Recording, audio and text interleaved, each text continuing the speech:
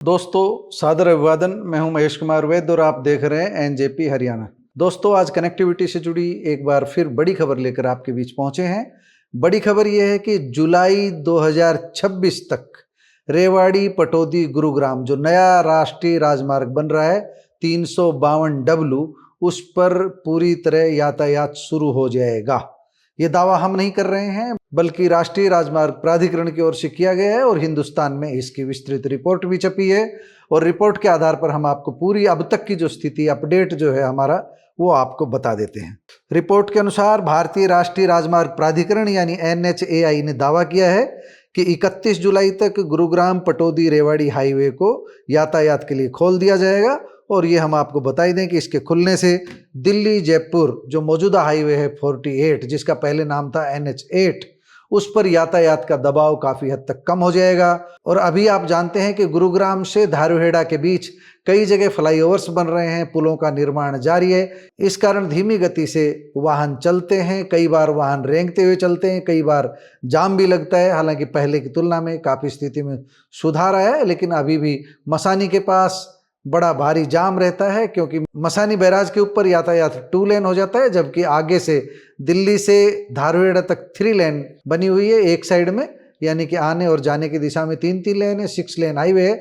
लेकिन यहाँ पर मसानी बैराज पर जब 2 लेन हो जाता है तब बड़ी दिक्कत आती है और जाम का सामना करना पड़ता है। लेकिन अभी वहाँ पर भी मसानी के पास भी इसको 3 लेन बनाया जा रहा है, 1 लेन और अतिरिक्त बनाई जा रही है, इसलिए वहाँ पर भी आने वाले समय में राहत मिलेगी। लेकिन फिलहाल हम इसकी बात नहीं कर रहे हैं, फिलहाल हम बात कर रहे हैं रेवाड़ी गुरुग्राम पटौदी राष्ट्रीय राजमार्ग नंबर 352D।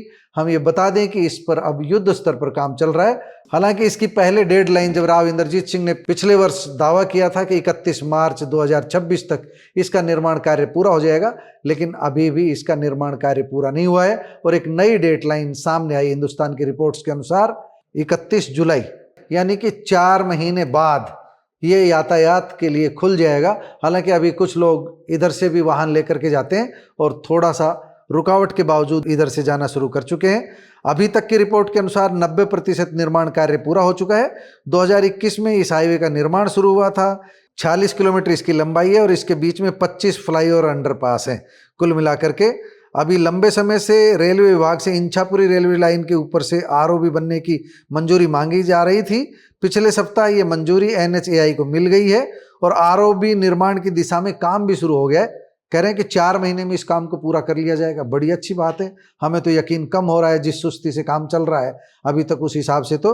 लेकिन जब कह रहे हैं कि इसको 2 लेन की बजाय ये 4 लेन बन जाएगा, अभी तो 2 लेन का है वहाँ पर, तो कह रहे हैं कि अगले 4 महीने के अंदर ये ROB बनकर तैयार हो जाएगा। और द्वारका एक्सप्रेस वे से गुरुग्राम पटौदी रेवाड़ी हाईवे को जोड़ने के लिए सेक्टर 84, ये गुड़गांव का सेक्टर 84 की बात कर रहे हैं, गुरुग्राम के सेक्टर 84 की बात कर रहे हैं। सेक्टर 84 के समीप फ्लाईओवर का निर्माण किया जा रहा है। इससे दिल्ली से रेवाड़ी की तरफ जाने वाले वाहन चालकों को पटौदी रोड से U-टर्न नहीं लेना पड़ेगा। वे इस फ्लाईओवर की मदद से निर्माणाधीन हाईवे से जुड़ जाएंगे और इससे उनका आने जाने का समय बचेगा। तो सबसे बड़ी खबर यही है कि रेलवे से मंजूरी मिल गई है। NHAI के परियोजना अधिकारी योगेश तिलक के हवाले से ये खबर छपी है कि गुरुग्राम पटौदी रेवाड़ी हाईवे को 31 जुलाई तक यातायात के लिए खोल दिया जाएगा। इंछापुरी पर 2 लेन का नया ROB तैयार करने के लिए रेलवे से मंजूरी मिल चुकी है।